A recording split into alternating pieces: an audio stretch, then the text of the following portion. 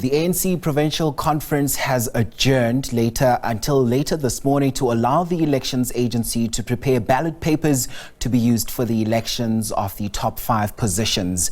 Now we take you to our SABC News reporter Zablon Mayine, who's in the North West, standing by there for an interview. Zablon, a very good day to you. We understand you have Mr. Mahumapelo there with you. Over to you.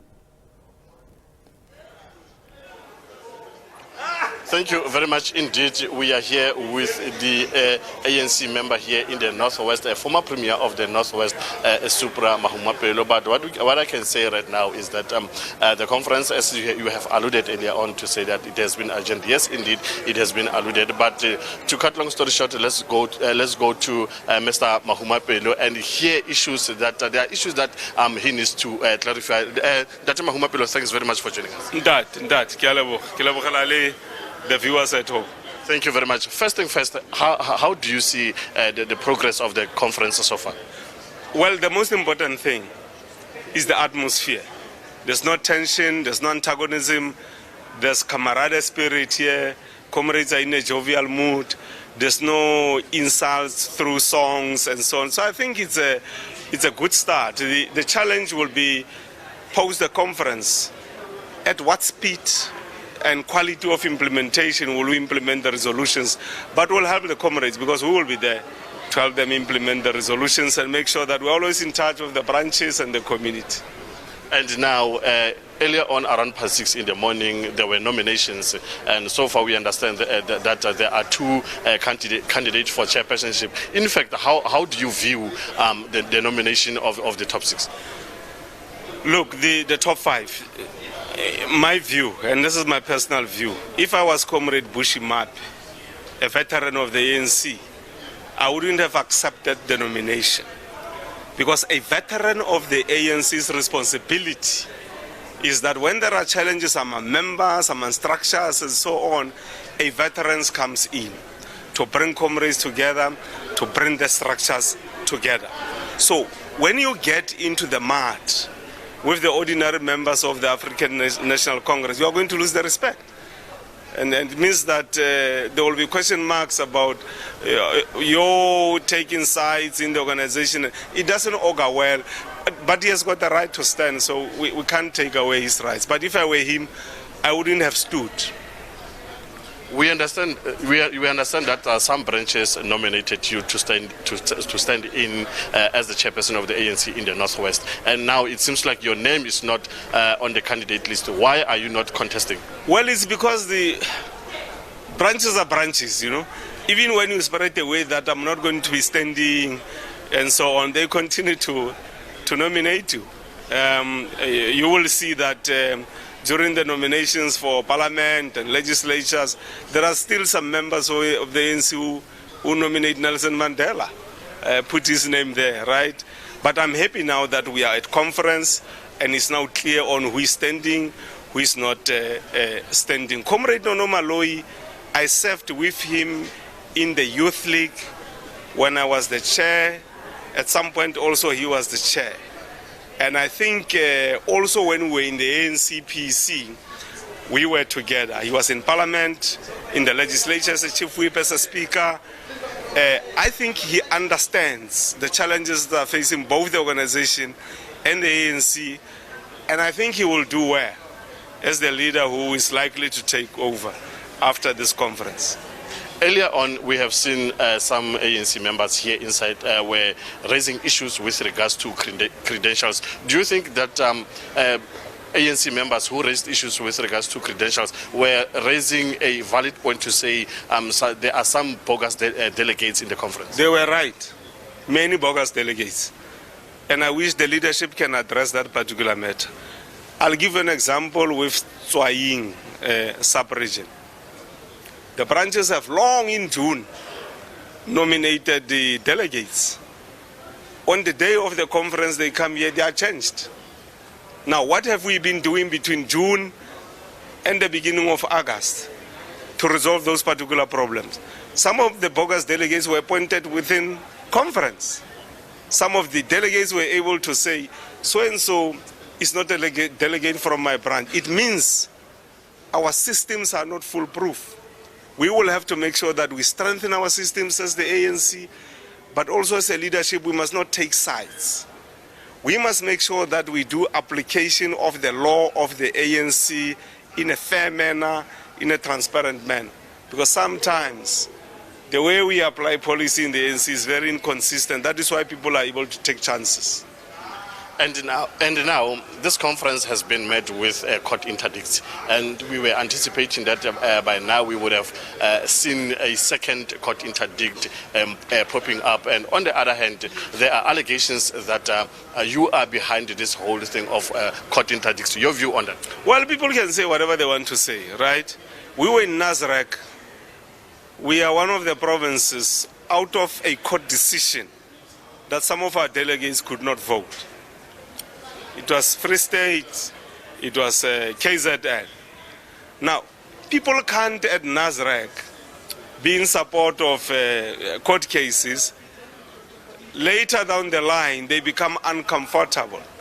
The courts are a part of democracy in this country. What we must do as the ANC is to strengthen our internal processes of managing matters of the ANC. If we do them well, if we refine them well, and we don't run out of patience from talking to members of the ANC, things will go very well. But what is the problem? Some of our leaders are very arrogant, right? We don't give time to the members to talk to us so that we can understand where they are coming from. I'll give you an example. These comrades who took the conference to court about the IPC and the IRCs, I went to them, I called them, we sat down.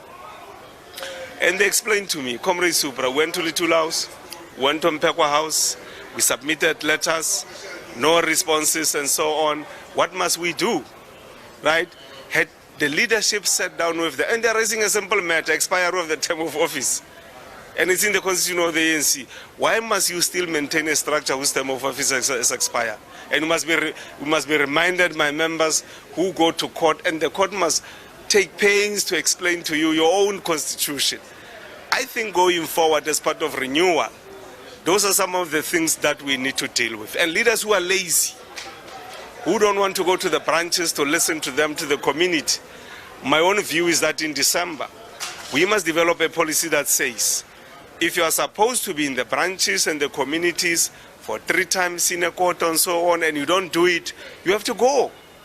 We don't have to keep you for 5 years thinking that the next national conference is going to keep you there. Because people buy people nowadays in the ANC.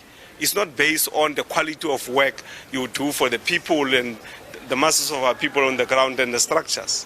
So do you think that those disgruntled members who took the IPC to court to say their term of office has expired 27 months ago, do you think that they are raising a fair point to say that whatever the outcomes of this conference, it means they are not going to be taken into consideration, so to say? I have not read the judgment. I saw the order, not the judgment. So I'm sure that detail will be in the judgment. But if I was in the current leadership of the ANC still, I will call these comrades and engage them, irrespective of them having gone to court. Engage them and see how we can deal with that matter. Because if indeed the court says all the decisions that were taken by the IRCs and the IPCs since their shelf life date come to an end, that's going to create a problem for the ANC. Because I'll make you an example. The IPC presided over the election of councillors last year. If indeed the court is saying the decisions are null and void, it's a huge problem for the African. It will be a crisis for the ANC. That's what I'm saying. The best solution out of the problem is to engage the comrades. And lastly, when we move away from the conference, there are calls mounting to say that based on the Phala saga, that the President Cyril Ramaphosa must step aside. What's your view with regards to that? It's not even about stepping aside or not. My own view is that the President of the ANC and anyone else who faces such allegations take the organization into your confidence. When you have taken the organization into your confidence, the organization on your behalf must explain to the masses of our people in South Africa. But thirdly, the critical question should always be, even if I think I'm not wrong, to what extent can there be a perception by some section of society that may impact negatively on the image of the African National Congress? And if that is the case, and as an individual member, what can I do to help the ANC ameliorate that problem and danger that is facing it? Because some people at the elections, they take decisions not to vote for the ANC based on perceptions that they have. So I'm saying, I know people talk about legal things and so on and so on. Politically, the leadership should, not just the Integrity Committee, for me, the stalwarts of the African National Congress must call the president, have tea together, sit down and discuss this particular matter, and they must be able to say, our view is this is how society is viewing this matter, as far as you are concerned, the structures of the ANC, so that they give him support, so that even at a time when he says, I think I must err on the side of caution and save the integrity of the organization, not that I'm guilty, but you will be sending a strong message to the masses, to the members of the ANC, to the structures that I lead by example. If there's some cloud over my head and so on, this is what I do, so that those who come after you must know that that is what we have to do as leaders. Lastly, before I let you go, now you are not contesting for any position here in the conference. Yeah. Where to from Some here? comrades have been saying I must stand for additionals, and I say, comrades, I can't stand in the peace. I've been repeating this particular, but I appreciate their support. I'm a member of the organization, and I want to continue doing my work at Ward 12 in Mafikeng, African National Congress. I also write papers. I've written a paper now as part of build-up to the National Conference on ANC rebranding, repositioning, and renewal. Those are the things we must engage on. But for Supra Mahumapelo, where to from here? Now, remember, I'm also deployed by the ANC as a member of parliament, so I'm a bit busy there, right? So are you not eyeing for any position nationally? Some branches say so, some members say so, and I say to them, you are jumping the gun. The time will come when Luthuli House will say, we are opening up the process for nomination for the National Executive Committee. When that time comes, comrades, you can nominate, right? Anybody, including myself. But it's not a guarantee that you'll be elected into the National Executive Committee. You still have to, at the National Conference, if you are nominated, be asked to accept or decline the nomination. So we'll cross that bridge when we come to it.